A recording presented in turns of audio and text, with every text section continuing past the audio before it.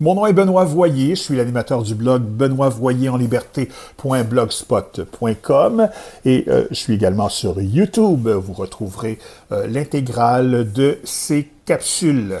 Le 26 mars 1805, à Côte-des-Neiges, devenu un arrondissement de Montréal, Vital Mallet et Marguerite Sarrazin donnent naissance à une fille qu'ils nomment Marcelle. Elle est baptisée dans la tradition catholique le lendemain dans la basilique Notre-Dame à Montréal. Charles Picard et Marianne Picard demandent pour elle l'entrée dans la foi chrétienne. Son père décède le 23 avril 1810. Elle n'a que 5 ans. Il décède à l'Assomption, dans l'actuelle région de Lanaudière. Il n'a que 33 ans. Il est inhumé dans le cimetière du Patelin. En 1829, sa mère contractera un second mariage avec Nicolas Marchand. Elle finira ses jours à Châteauguay. Après sa première communion, Marcelle Mallette rejoint son frère unique Narcisse à la Chine, chez un oncle et une tante qui deviendront ses parents adoptifs. Auprès d'eux, elle aura un solide support affectif. En 1824, elle entre chez les Sœurs de la Charité de Montréal, une congrégation fondée par Sainte Marguerite Dufrot de la Gemmeraie, veuve de François-Madeleine Diouville, mieux connue sous le nom de Marguerite Diouville. Cette communauté religieuse se consacre au service des pauvres.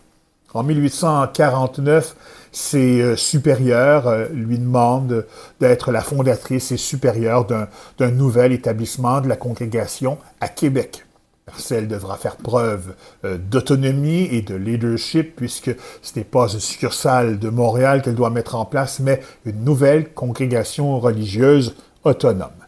Dès son arrivée à Québec avec ses compagnes, Marcelle Mallette se met immédiatement au travail, soins des malades à domicile, visite des pauvres, hébergement des orphelines, l'aide aux séminaristes et l'ouverture d'une petite clinique médicale pour les pauvres. Au fil des années qui suivront, des centaines et des centaines de femmes se joindront à Marcelle Mallette et sa nouvelle communauté religieuse.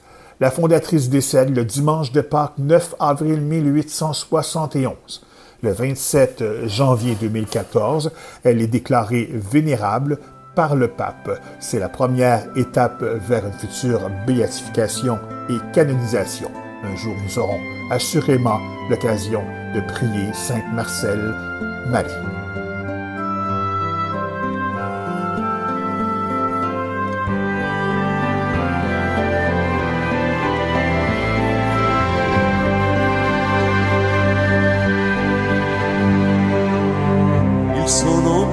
Les bienheureux qui n'ont jamais fait parler d'eux et qui n'ont pas laissé d'image. Tous ceux qui ont depuis des âges aimé sans cesse et de leur mieux autant leurs frères que leur Dieu. Éternellement heureux, éternellement heureux dans son royaume.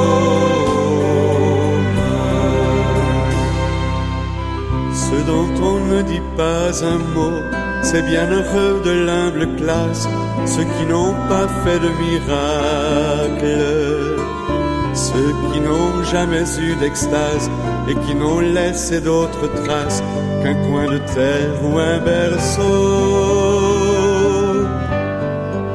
Éternellement heureux, éternellement heureux dans son royaume.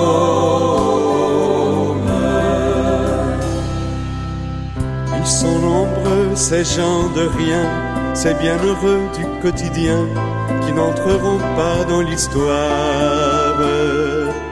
Ceux qui ont travaillé sans gloire et qui se sont usés les mains à pétrir, à gagner le pain.